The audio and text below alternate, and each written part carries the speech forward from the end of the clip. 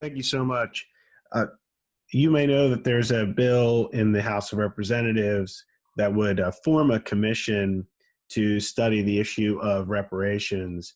And Ms. Abrams, you've been supportive of the issue, supportive of reparations. So I was wondering, what form of reparations do you think would work best for those in Georgia and African Americans as a whole? What form would you like to see it take if it were to actually get passed and the issue would begin to gain more steam and be implemented?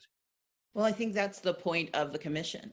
Because we have spent more than 200 years ignoring the conversation, 150 years of avoiding the obligations of our nation.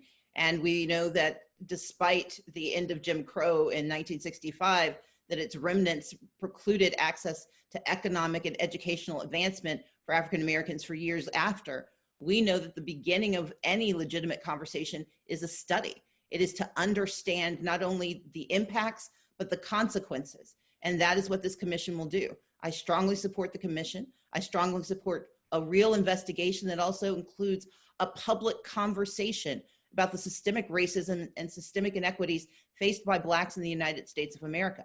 We have to look at the through line, not simply slavery, which is a grotesque history and legacy of the United States, but we also have to look at the legal impediments that were put in place to block access to capital, to housing, to education, and to advancement in this country. And so I believe this commission will do what we unfortunately have avoided doing in this country for too long, and that is tell the story and start to understand what reparations can and will look like.